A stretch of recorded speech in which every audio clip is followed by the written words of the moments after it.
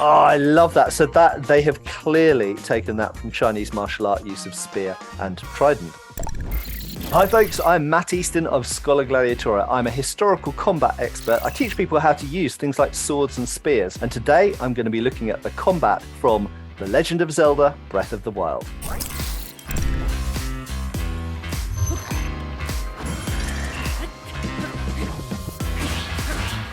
So what we've got here is the world famous Master Sword, and I think it's the Hylian Shield. The thing is, you could make the Master Sword with a functional carbon steel hardened and heat treated blade, and it would be a completely functional and practical longsword. So I love it. It's a great example of a fantasy weapon that looks like a fantasy weapon, but it also looks completely realistic and believable. The shield, again, no real problems. The only criticism I'd say is it looks rather chunky. So obviously the fighting style here is very simplistic. It's basically just big swings, but actually against a creature that's not fencing you, it's not fighting you in any kind of martial arts system, just hitting it really hard is probably the best thing to do. So one little detail, when Link attacks with a sword, the animation is done in such a way that the tendency is to bring the shield back behind. That is one of the things you have to teach beginners not to do all the time in essentially a beginner level sword and shield class, even sword and buckler. There is a natural physical tendency as you bring one side forward, the other side wants to go back. Sometimes we'll use this as part of our movement, but when you're using a shield or a buckler, the whole point is to keep the shield or the buckler in front of you. So in this case, it's a bad habit, Link. You must get out of it. You must practice to strike whilst keeping the shield in front of you. Otherwise, what's the point having the shield there? If it's behind you, it's not defending you.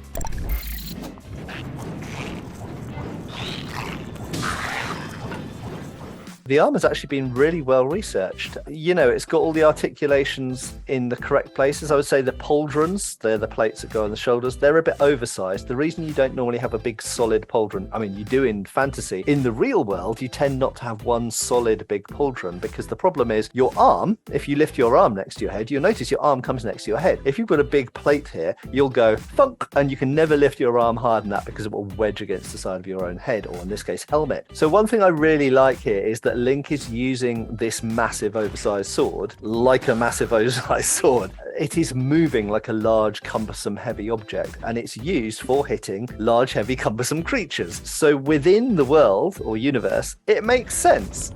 Why do you have to stick it on your back as if it's suspended with a magnet? I mean, maybe it is. Maybe there's a big old electromagnet built into the armor. I throw this challenge out to you. Take a long-bladed sword, strap it to your back, and now try and get it out. You can't because you run out of arm length to get the blade out. So I just hate back scabbards. Not to say they were never done. They were done for transportation. So literally like a backpack, wearing it, and then you take it off and then get it out. And sometimes they were done with shorter swords. You have enough arm length to get the blade out. But this type of giant sword, like Mel Gibson's Braveheart, a massive two-handed sword on the back, it doesn't work. I absolutely love spinning around like a helicopter like that. But do you know what? Against this kind of stupid giant animal, it will probably work really, really well. And I love that we can see the mass of the weapon and the inertia. It looks like it makes sense in Newtonian terms. It's a large, massive, heavy sword. You spin around while holding it and you hit something really hard and it knocks it over. Yeah, it kind of makes sense. It's silly and it's fun, but it's also fantasy and it looks great. So obviously you could throw a giant sword like that, and sword throwing is a thing actually that we see in treatises. But in every single example that I can think of, the sword is thrown point first like a spear. Let's just grab a sword at random. Here we go, because I've got swords at random. Throw a sword like this, you've got no way of knowing which bit it's going to hit the opponent with, and it very likely will hit them with the flat or the back, in which case it's not going to have any effect. So throwing it point first makes very much more sense. It's a lot more accurate and it's a lot easier to do. And as I say, all of the historical treatises, we can see it done with rapiers, we can see it done with long swords. Throwing swords should be done point first, either like a spear or from below.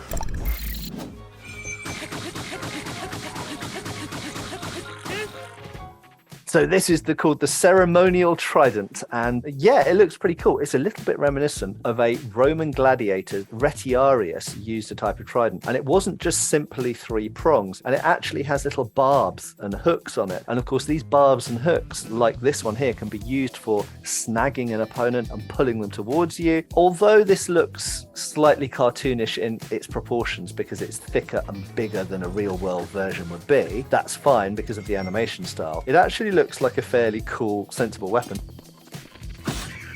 Oh, I love that. So that they have clearly taken that from Chinese martial art use of spear and trident. So here we've got a thrusting polearm, or primarily thrusting polearm, used left hand forward and used absolutely to like snooker cue, as we sometimes call it. Completely great and valid and well represented. And one-handed thrust. I absolutely love they included that. This is done a lot with spears in Asia and in Europe. Absolutely fantastic representation.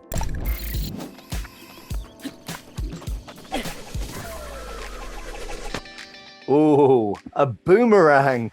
Something that I have tried to use many times and they never come back to me. But I love the idea of a boomerang being included. And I also like the fact that in a Mad Max-esque way, it has been enhanced with metal fittings. So I don't know if it's going to fly as well, but it will certainly hit with more force.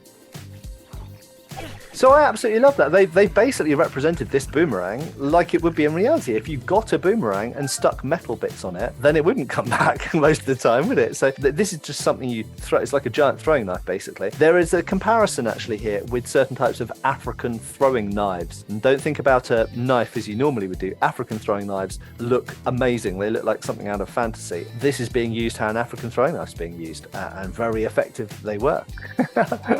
I'd be quite worried about catching that. If you've seen Mad Max 2, you'd know why I'd be worried about catching a bladed boomerang.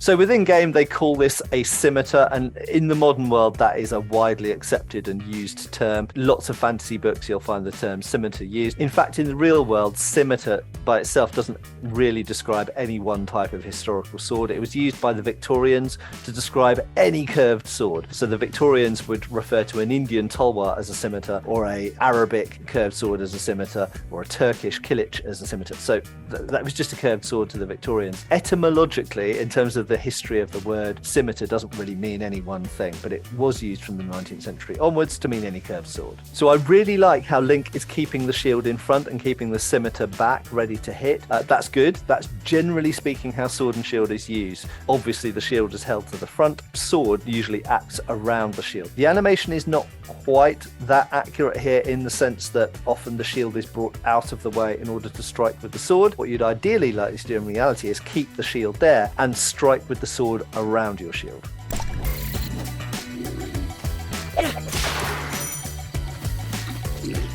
Yay! A tree branch, the earliest of all weapons, I would imagine.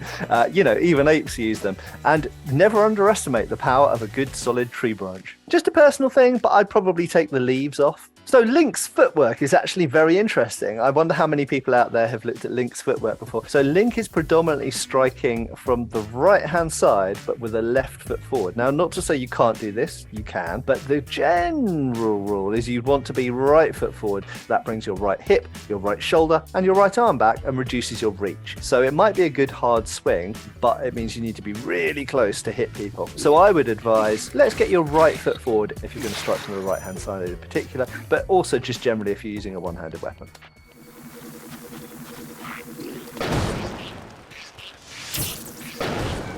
So overall, I've got to say, I was pretty surprised and impressed by the way that fighting is shown in Breath of the Wild. I think that I expected it to be more ridiculous, actually, the combat, than it was. It's actually, there's a lot of basics in there which kind of look right. I like how you can see the weight and heft of the weapons. I like the fact that the shields are mostly held in the front, even if they move out of the way when they strike. And you just get a sense of gravity and momentum. It has a sort of certain look to it that makes sense, and it looks fun.